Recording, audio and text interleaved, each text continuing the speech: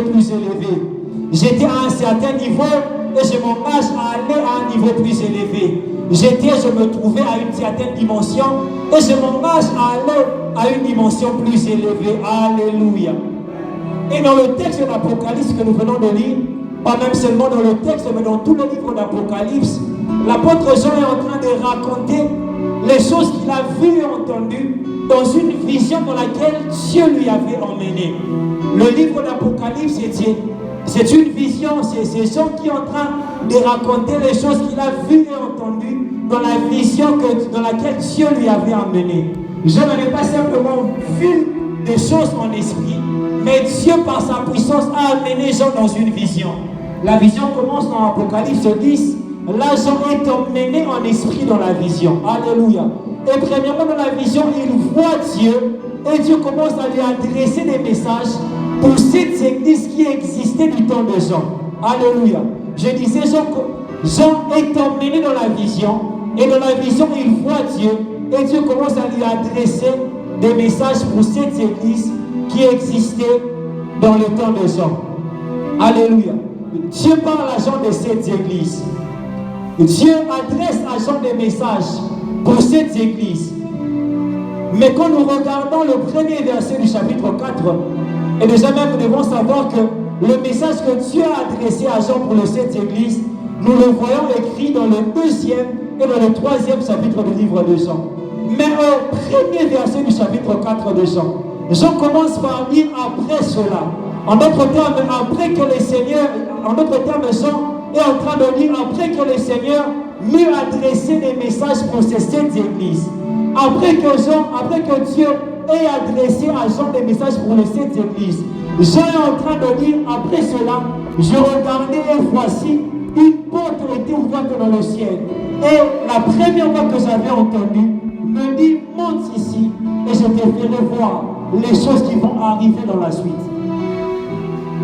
Après que Jean ait reçu des messages pour les sept églises, toujours dans la vision, Jean va remarquer une porte qui était ouverte dans le ciel. Et après avoir remarqué la porte qui est ouverte dans le ciel, Jean va entendre la voix du Seigneur lui dire monte ici et je te ferai voir les choses qui vont arriver dans la suite.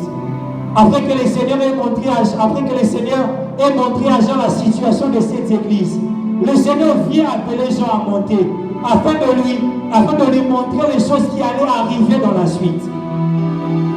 Après que le Seigneur ait parlé à Jean de cette église qui existait du temps de Jean, le Seigneur vient fixer à Jean une condition à remplir afin de continuer de lui montrer des choses.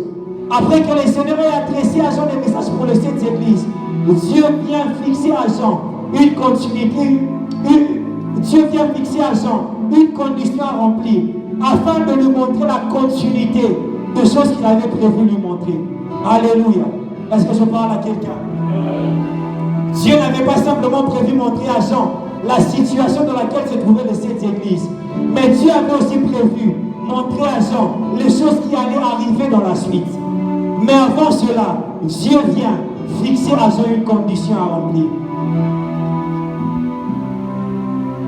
Dieu envisageait de montrer à Jean de plus grandes choses. Mais avant cela, Dieu vient fixer à Jean une condition à remplir afin de lui montrer les plus grandes choses qu'il avait aussi prévu de lui montrer. J'aimerais dire à quelqu'un, il y a toujours une condition à remplir afin de vivre la continuité des choses que Dieu a prévues pour toi.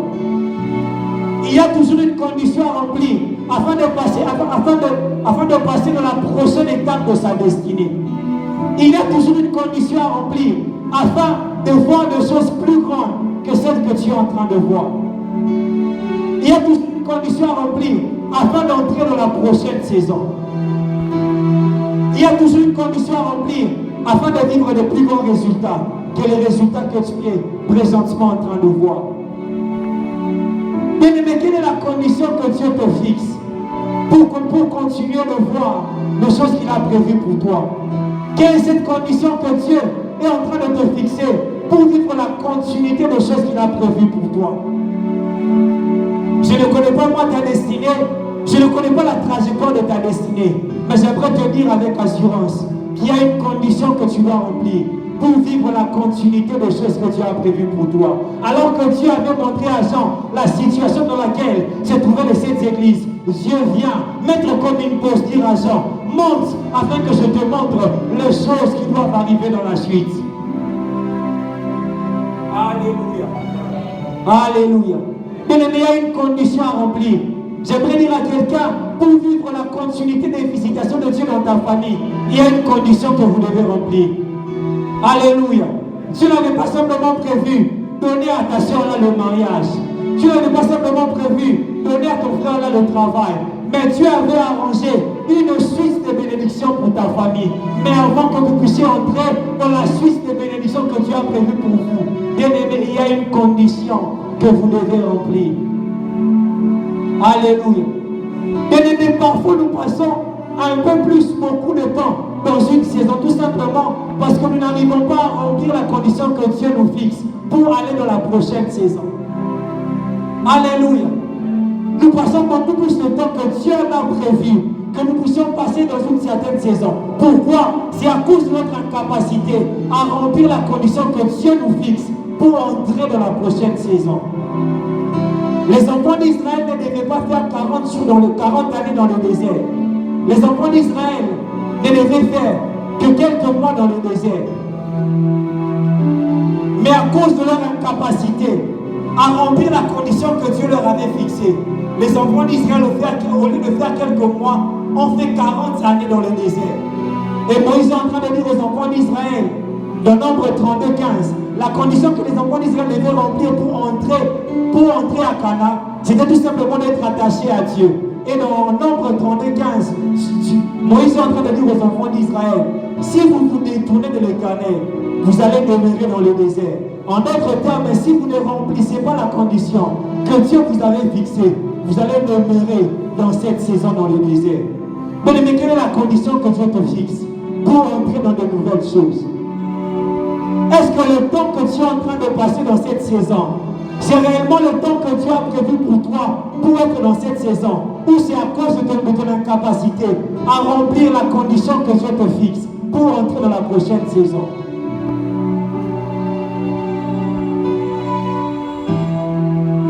Est-ce que tu es en train de vivre les choses que tu vis parce que Dieu a prévu qu'en ce temps particulier, que tu puisses vivre ces choses? Ou c'est dû à ton incapacité à remplir la condition que Dieu te fixe pour entrer dans les plus grandes choses? Jean devait remplir une condition pour entrer dans les plus grandes choses que les choses qu'il avait déjà vues. Alléluia. Jean devait monter ici. Jean devait monter jusqu'à un lieu précis que Dieu allait lui indiquer pour entrer dans la continuité des choses que Dieu a prévues pour lui. Mais quelqu'un en ce lieu doit atteindre une certaine dimension de prière pour entrer dans la continuité des choses que Dieu a prévues pour lui. Quelqu'un en ce lieu doit arriver à une certaine dimension de consécration pour entrer dans la continuité des choses que Dieu a prévues pour lui. Quelqu'un en ce lieu doit atteindre un certain niveau dans le service pour Dieu pour entrer dans la nouvelle saison. Quelqu'un en ce lieu doit atteindre une dimension d'obéissance face au devant de Dieu pour entrer dans la continuité des choses que Dieu a prévues pour lui. Quelqu'un en ce lieu doit atteindre un certain niveau de sacrifice par rapport à un domaine de sa vie pour entrer dans de plus grands résultats que les résultats qu'il est en train de vivre. Est-ce que je parle à quelqu'un? Il y a une condition que nous devons remplir. J'aimerais vous faire une remarque, une précision. Bien aimé, Dieu n'a pas dit à Jean monte, mais Dieu a dit à Jean monte ici. En d'autres termes, Jean devait monter jusqu'au ici que Dieu allait lui indiquer. Jean devait monter jusqu'à un niveau précis que Dieu allait lui indiquer. Alléluia. Et ici, dont on est en train de parler dans ce texte, c'est tout simplement la porte qui est ouverte dans le ciel. Jean devait monter jusqu'à la porte qui est ouverte dans le ciel. En d'autres termes, Jean n'allait pas voir la révélation de choses à venir s'il montait seulement, mais s'il montait jusqu'au ici que Dieu allait lui indiquer. Bien aimé, il y a une dimension de prière précise. Une dimension de prière précise qui peut nous faire entrer dans la continuité des choses que Dieu a prévues. Il y a une dimension de consécration précise qui peut te faire entrer dans la nouvelle saison. Il y a une dimension dimension d'obéissance précise qui peut te faire entrer dans de plus grandes choses que les choses que tu es en train de vivre. Ce n'est pas toute dimension de prière, dimension de consécration, dimension de sacrifice qui nous fait entrer dans les prochaines choses que tu as prévues pour nous. Le problème avec beaucoup de personnes, c'est que beaucoup mentent, mais ne mentent pas jusqu'ici que Dieu est en train de leur indiquer. Peut-être que pendant toute cette année, tu es monté, mais si tu n'as pas vu la gloire de Dieu, c'est peut-être parce que tu n'es pas monté jusqu'ici que Dieu était en train de t'indiquer. Alléluia. Bien-aimé, Dieu nous appelle à monter jusqu'ici qu'il est en train de nous indiquer. Dieu nous appelle à monter jusqu'à cette dimension de sacrifice auquel il nous attend. Il y a un niveau précis où Dieu t'attend. Il y a une dimension précise à laquelle Dieu est en train de t'attendre. J'aimerais parler à un genre. Dieu ne t'appelle pas simplement à monter, mais Dieu t'appelle à monter jusqu'ici qu'il est en train de t'indiquer. J'aimerais parler à la Michèque. Dieu ne nous appelle pas simplement à monter, mais Dieu nous appelle à monter jusqu'ici où il est en train de nous attendre. J'aime même une chose dans ce texte. Mais quand Dieu t'appelle à un certain niveau, c'est qu'il n'est plus au niveau où toi tu es, mais il est déjà allé au niveau où il t'appelle. Alléluia. Dieu dit à Jean, monte ici. En d'autres termes, Dieu n'était plus au niveau de Jean, mais Dieu était déjà au niveau de la porte qui est ouverte dans le ciel. Et il appelle Jean à monter afin d'entrer dans cette porte qui est ouverte dans le ciel. C'est pour cela certaines personnes, tu as une dimension de prière, mais malgré cette dimension de prière, Dieu ne fait plus rien. Pourquoi? Parce que Dieu n'approuve plus la dimension que tu as. Dieu t'attend dans une autre dimension. Tu prêches, mais Dieu n'est pas satisfait de ta façon de prêcher. Parce que Dieu n'est plus avec toi dans cette dimension de révélation. Mais Dieu t'attend à une autre dimension de révélation. Alléluia. Amen, amen. Est-ce que nous pouvons acclamer Dieu?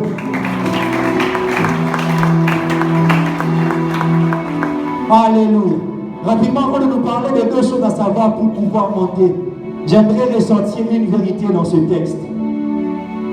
Mais la vérité que j'aimerais ressortir dans ce texte, c'est que quand Dieu t'appelle à monter, il vient lui-même t'aider à monter. Alléluia. La Bible est en train de nous montrer, après que Jean ait entendu la voix de Dieu, l'appelant à monter, la Bible dit que Jean fut ravi en esprit. Après que Dieu ait appelé Jean, Dieu lui-même est venu prendre Jean afin de lui emmener dans la porte qui est ouverte dans le ciel. J'aimerais dire à quelqu'un, quand Dieu t'appelle à atteindre une certaine dimension de prière, il vient lui-même t'aider à atteindre cette dimension. Quand Dieu t'appelle à atteindre une certaine dimension de consécration, il vient lui-même t'aider à atteindre cette dimension de consécration. Comment est-ce que Moïse pouvait faire 40 jours et 40 nuits sur la montagne? Mais le fait est que quand Dieu t'appelle à monter, il vient lui-même t'aider à monter. Alléluia. Amen, amen. Quand Dieu t'appelle à monter, il vient lui-même t'aider à monter. J'aimerais dire à quelqu'un, quand Dieu t'appelle à monter, obéis, parce que lui-même viendra t'aider à monter. J'aimerais parler à une personne, quand Dieu t'appelle dans des dimensions de prière élevées, dans des dimensions de consécration élevées, bien-aimé, accepte cela. Obéis à la voix de Dieu, parce que lui-même va venir t'aider à atteindre cette dimension. David dit, emmène-moi vers le rocher que je ne peux atteindre. Mais certaines choses auxquelles Dieu nous appelle sont tellement élevées. Et il faut que Dieu lui-même puisse venir nous amener dans cette dimension. J'aimerais dire à quelqu'un, Dieu sera en train de t'emmener dans cette dimension de prière auquel il t'appelle. Ah, tu ne m'as pas entendu. J'étais en train de dire, Dieu sera en train de t'emmener dans cette dimension de consécration à laquelle il est en train de t'appeler. J'aimerais parler à l'enfant de Dieu. Peut-être que tu te sens faible, peut-être que tu te sens fatigué, mais j'ai une bonne nouvelle à t'annoncer. Le Dieu qui nous appelle à monter vient lui-même aussi nous aider à monter. Ah, tu ne m'entends pas. Le Dieu qui nous appelle à monter vient lui-même nous aider à monter. J'aimerais te dire, Dieu aujourd'hui sera en train de t'emmener dans des dimensions de consécration élevées. La Bible dit, vous savez comment est-ce que Dieu a oint Jésus du Saint-Esprit et de force. Aujourd'hui, au travers de ses assises, Dieu sera en train de te oindre de force. Je ne sais pas si je parle à quelqu'un, mais j'aimerais te dire que Dieu sera en train de te oindre de force. Alléluia. Dieu sera en train de te oindre de force. Ma prière pour toi, c'est que Dieu te donne la capacité de monter dans cette dimension élevée. Ma prière pour toi est que Dieu te donne de monter sans te lasser. La Bible dit, il marche sans se fatiguer, il court sans se lasser. Ma prière pour toi, le vœu de mon cœur pour toi, tu as longtemps de venir dans cette dimension. Mais je prie mon Dieu, qu'il t'emmène dans des dimensions élevées, qu'il t'emmène dans des dimensions élevées, qu'il t'emmène dans des dimensions élevées. Alléluia. Amen, amen. J'aimerais nous parler de deux choses, à savoir, si nous voulons. Deux choses à savoir pour monter. Bien aimé, la première des choses à savoir, si nous voulons monter, c'est que nous devons avoir la soif des plus grandes choses. Est-ce que tu peux dire à ton voisin la soif des plus grandes choses? Je ne t'entends pas dire à ton voisin la soif des plus grandes choses. Bien-aimé, ne peut atteindre les dimensions de prière élevées, ne peut atteindre les dimensions de sacrifice élevées que celui qui a soif de vivre de plus grandes choses. Alléluia. Si tu n'as pas soif de vivre de plus grandes choses, tu ne peux atteindre ces dimensions auxquelles Dieu est en train de t'appeler. Peut-être que tu es un joueur de foot, tu veux aller loin dans ta carrière, mais tu ne pourras payer le prix qu'il faut, le prix de sacrifice pour atteindre cette dimension, si tu n'as pas soif de vivre de plus grandes choses dans ta carrière. La Bible nous montre que les disciples sont montés dans la chambre haute. Ils ont cherché la face de Dieu. Pourquoi? Parce qu'ils désiraient le Saint-Esprit qui allait venir, afin de les faire entrer dans une plus grande dimension. Nous remarquerons même dans Acte 1, c'est que Christ, après sa résurrection, avant de retourner au ciel, Christ a voulu fixer les disciples sur une chose. Christ a voulu fixer les disciples sur l'Esprit qui allait venir. Il leur a suffisamment parlé du Saint-Esprit. Il leur a dit que vous devez demeurer à Jérusalem afin d'atteindre l'Esprit qui doit venir. Il leur a dit que Jean a baptisé d'eau, mais dans peu de temps vous serez baptisés du Saint-Esprit. Il leur a dit que quand cet Esprit viendra, il va vous donner la puissance afin que vous puissiez me témoigner. Christ a vanté le Saint-Esprit auprès des disciples. Ce que j'aime avec les trois personnes de la Trinité, c'est que les trois personnes de la Trinité se vantent entre eux. Le Père dans l'Ancien Testament a vanté Christ, a parlé de Christ au travers des prophètes. Christ est venu, il a parlé du Père et du Saint-Esprit. Il a longuement parlé du Père et du Saint-Esprit. Et quand le Saint-Esprit est venu présentement, il est en train de glorifier Jésus. L'unité des trois personnes de la divinité se voit dans le fait qu'ils sont en train de se vanter les uns les autres. Christ a vanté le Saint-Esprit, au point que les disciples ont commencé à avoir soif de l'Esprit qui allait venir. Et cette soif les a emmenés à chercher le Saint-Esprit dans la chambre haute. Alléluia. Bien-aimé, parfois Dieu a pour t'emmener à Soubira, pour t'emmener dans des dimensions élevées. Dieu fait quoi? Dieu commence par créer en toi la soif de plus grandes choses. Parce qu'il sait que cette soif sera en train de t'emmener dans des dimensions de prière élevées. Parfois Dieu t'envoie un prophète pour te parler de la prochaine dimension que Dieu a prévue pour ta vie. Pourquoi? Parce que Dieu veut créer en toi la soif de cette dimension. Il sait que la soif de cette dimension t'emmènera dans des dimensions de prière élevées. J'aimerais dire à quelqu'un aujourd'hui, Dieu m'a envoyé comme un prophète, afin de te vanter les prochaines choses que Dieu a prévues dans ta vie. J'aimerais dire à quelqu'un, tu ne peux imaginer ce que Dieu a prévu de faire dans ta vie. J'aimerais dire à quelqu'un, tu ne peux imaginer ce que Dieu te réserve en 2022. J'aimerais dire à quelqu'un, tu ne peux imaginer les ouvertures que Dieu a prévues pour toi en 2022. J'aimerais parler à une sœur, j'aimerais te dire, tu ne peux imaginer les accomplissements que Dieu a prévus pour toi en 2022. En 2022, on ne te reconnaîtra plus. En 2022, tu vas devenir un sujet d'étonnement. Je disais, tu deviendras un sujet d'étonnement. Je disais en 2022, tu deviendras un sujet d'étonnement. Dieu nous envoie des prophètes pour nous vanter la prochaine dimension qu'il a prévue pour nos vies. Parce qu'il veut créer en nous la soif de cette dimension, afin que nous puissions lui chercher pour qu'il puisse ouvrir cette dimension dans nos vies. J'aimerais rassurer à quelqu'un. Mais tu sais, quand le prophète te parle, quand il te parle de grandes choses, parfois tu crois qu'il ment. Il ne te ment pas. Il te dit des choses que tu as prévu faire dans ta vie. Dieu a envoyé le prophète pour te vanter la prochaine dimension. Christ a suffisamment parlé du Saint-Esprit, au point que les disciples ont commencé à nourrir une très grande soif de l'Esprit qui allait venir. Alléluia. Parce que sans la soif de vivre de plus grandes choses, nous ne pouvons monter dans des dimensions élevées. Alléluia. Mais c'est même le cas pour un enfant qui étudie. Si l'enfant ne désire pas de plus grands résultats, il ne peut élever sa dimension de se sacrifier. C'est quand l'enfant se dit que non, j'étais troisième, je veux devenir premier. C'est alors que l'enfant élève sa dimension de sacrifice. Mais tu dois avoir soif de plus grandes choses. Tu dois avoir soif de plus grandes choses. J'aimerais te dire que tout ce que Dieu a dit pour ta vie s'accomplira. Les promesses qui sont sur ta vie s'accompliront. Quand on te dit que tu seras en train de marcher par toute la terre afin de prêcher l'évangile, bien aimé, ce n'est pas de fausseté.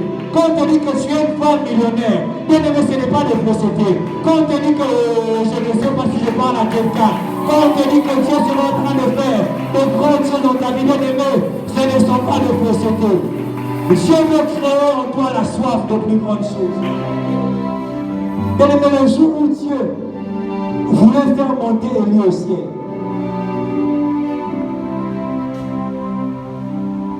la Bible nous dit que le jour où Dieu voulait faire monter Élie au ciel, Élisée a suivi Élie partout où Élie allait. Pourquoi? Parce que Élisée désirait une plus grande dimension que la dimension de laquelle il était déjà en train d'opérer. Élie voulait rester seul afin que cette opération puisse se passer dans le calme, afin que Dieu puisse l'enlever dans le calme. Mais Élisée a suivi Élie partout où il allait parce qu'il désirait la dimension d'Élie, une plus grande dimension que la dimension de laquelle il était. Il a payé le prix de suivre Élie. Mais dans cette même histoire, la Bible nous parle aussi des fils de prophètes. Les fils de prophètes aussi savaient que Élie allait être enlevé. Mais ils n'ont pas payé le prix de suivre Élie. Pourquoi? Parce que les fils de prophètes ne désiraient pas la dimension d'Élie. Ils se contentaient de leur dimension. Ils se contentaient de leur voyance et de leur écoute de Dieu. C'est pour cela qu'ils n'ont pas payé le prix.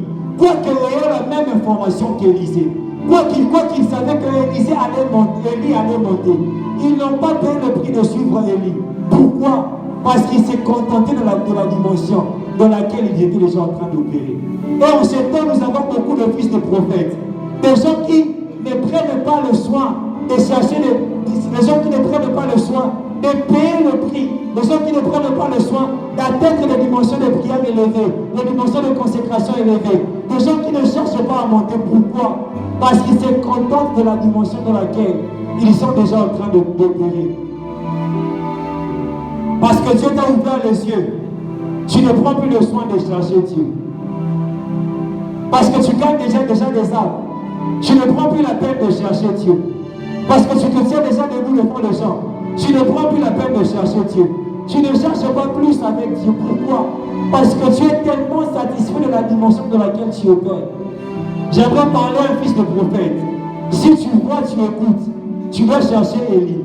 Parce que ton père Élie, au-delà de la dimension de voir et d'écouter, il a aussi la dimension de séparer les autres. Même si tu vois, tu écoutes, tu dois chercher Élie, tu dois suivre Élie.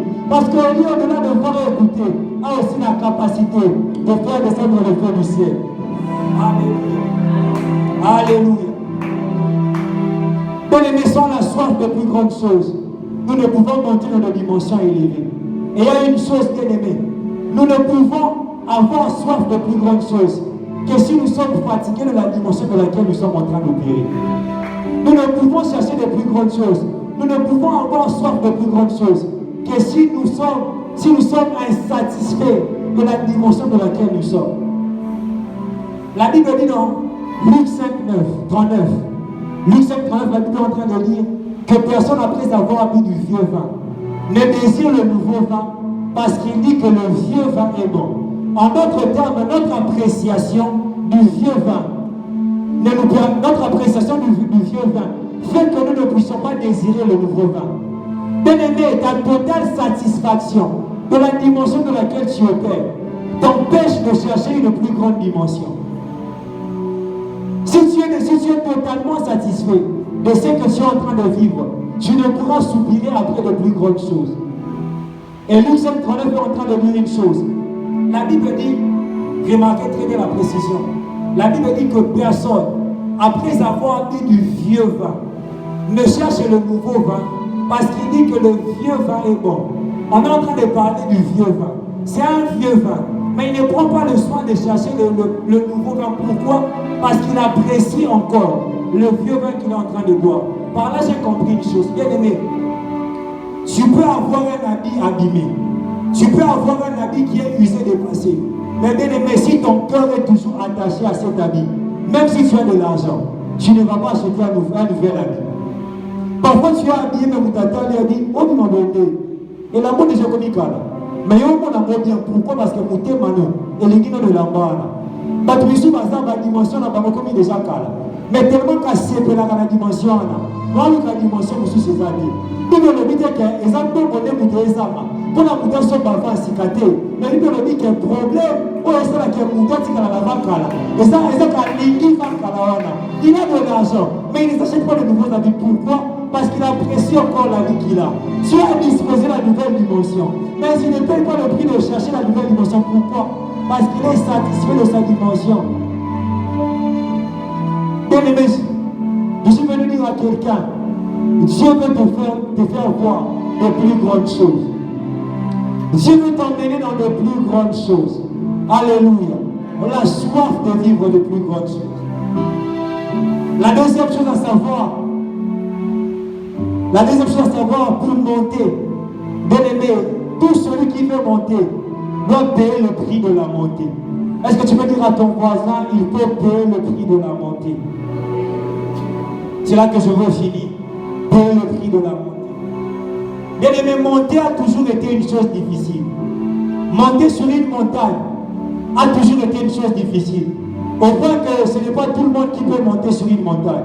Il y a même un sport qu'on appelle alpinisme qui ne consiste qu'à monter sur les montagnes. Et il y a très peu de gens qui font ce sport. Pourquoi? Parce que monter sur une montagne, c'est quelque chose qui est difficile.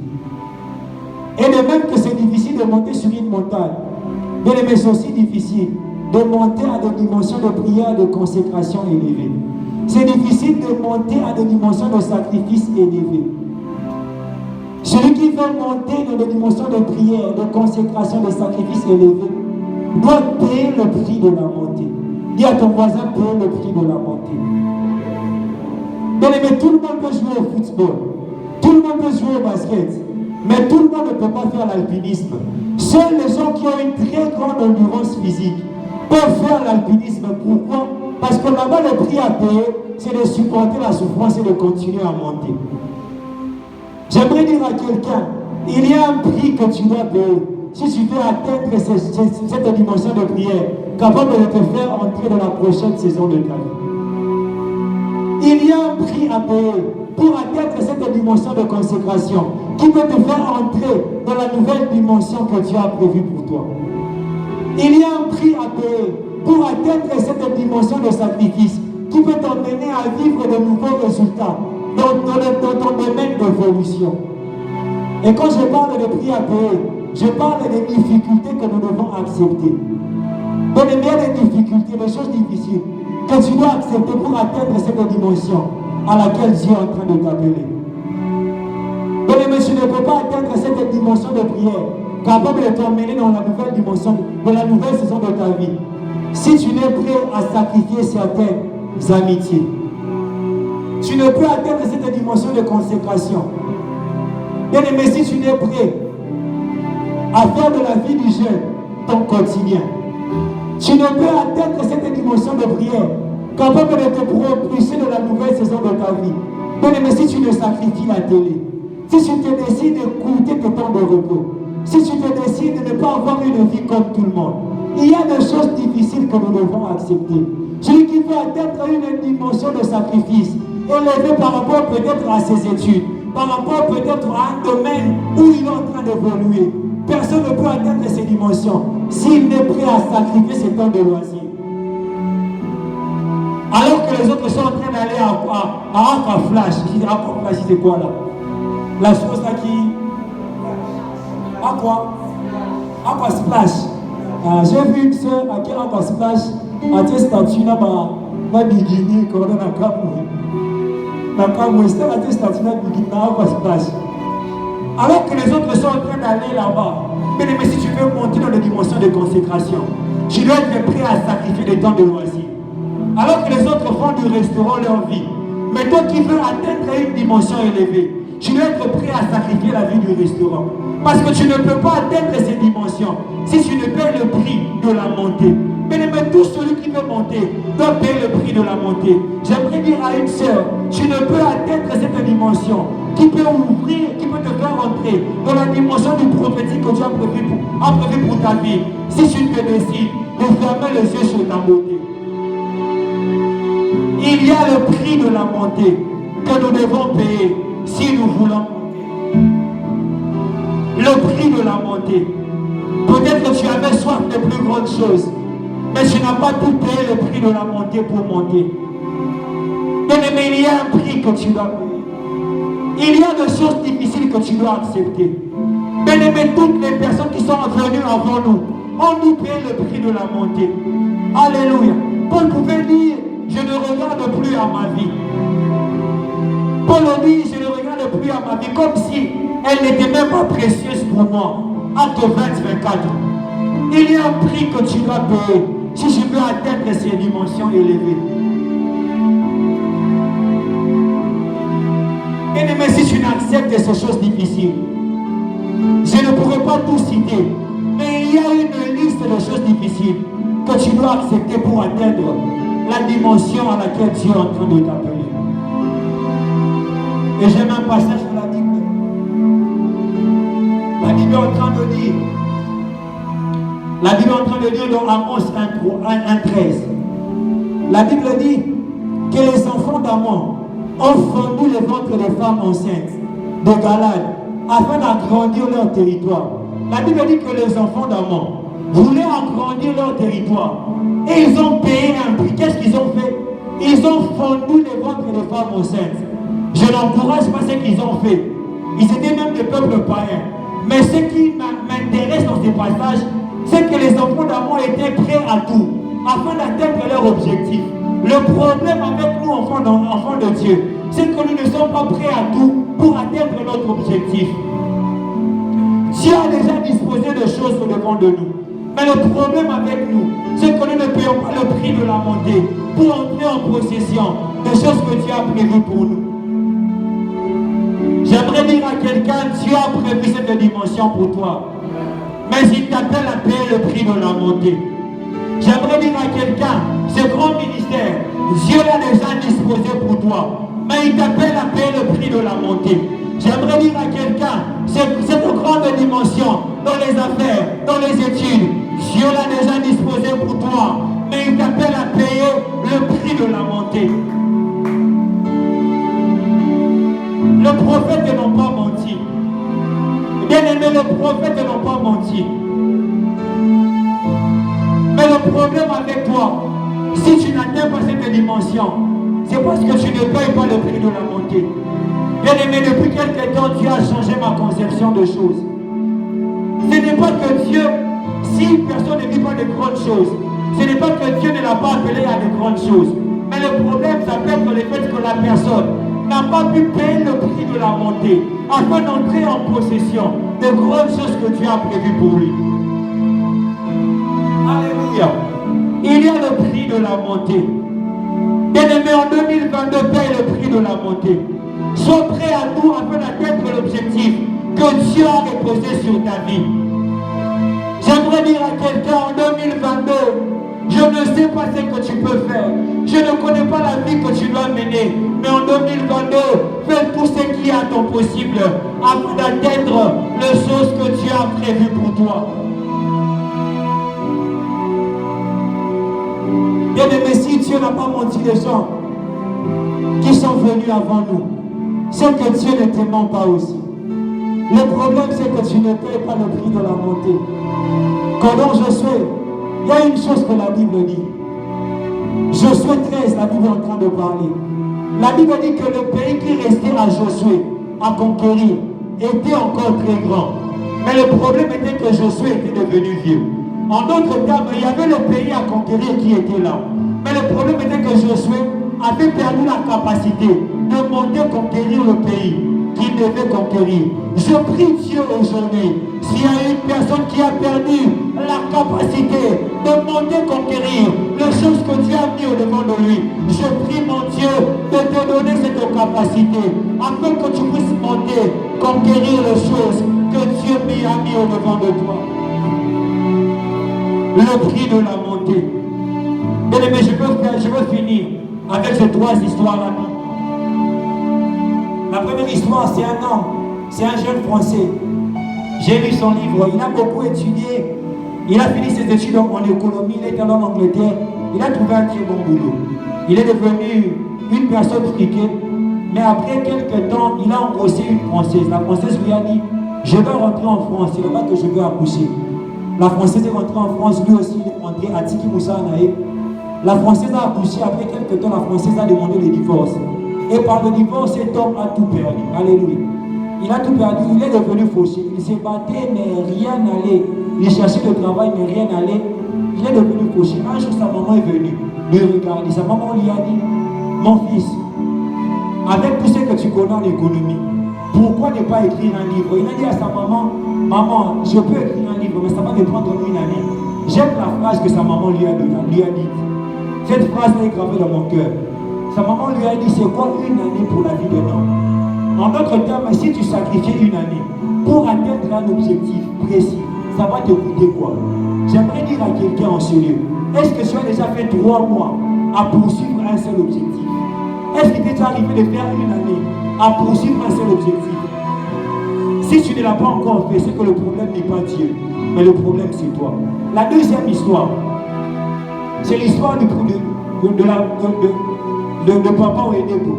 Papa Oedebo a dit à une certaine année de mon ministère, j'ai dit à ma femme, soit les jeunes me tuent, soit moi je tue les jeunes. Et si je suis vivant jusqu'aujourd'hui, c'est que j'ai tué les jeunes. Bien aimé, il faut avoir cette mentalité. Alléluia. La troisième histoire, j'étais en ville, je passais. J'ai vu un fou. Ce fou-là avait beaucoup de cheveux que ça m'a emmené à tirer mon attention vers ce fou. Je me suis dit comment une personne pouvait avoir beaucoup de cheveux comme ça. Et l'esprit m'a enseigné une chose. L'esprit m'a dit qu'on ne peut atteindre cette dimension de chevelure que si on est un fou. En d'autres termes, le fou est une personne qui s'est déjà oubliée. Alléluia. Et n'est même pas la dimension misusu. Pour nous atteindre en haut, il faut qu'on parle de l'ego. Au niveau, c'est la présence en temps. Au niveau, c'est la mon envoyé. Au niveau, c'est la consécration. Bien aimé, comment vous allez bon? Attends, la mission souvent, comment vous allez bon la présence en temps? Manière comment qui est restaurant est allé. Manière comment qui sont embrassés splash est allé. Manière comment qui est allé. Comment vous allez bon? Bien aimé, Dieu a mis ces choses au devant de toi. Aujourd'hui, j'aimerais prier avec une personne. Dieu en ce tu veux monter. Bien aimé, Dieu veut t'emmener à monter. De là où tu es, est-ce que tu peux te lever? Est-ce que tu peux te lever? Tu ne sortiras pas de ce lieu de la manière dont tu es entré en ce lieu. Le Saint-Esprit est en ce lieu pour te faire monter. Ah, oh la machata. Le Saint-Esprit est en ce lieu pour te faire monter. Est-ce que tu veux dire à Dieu, je veux monter? Est-ce que tu veux crier, lever ta voix, dire à Dieu, je veux monter? Je veux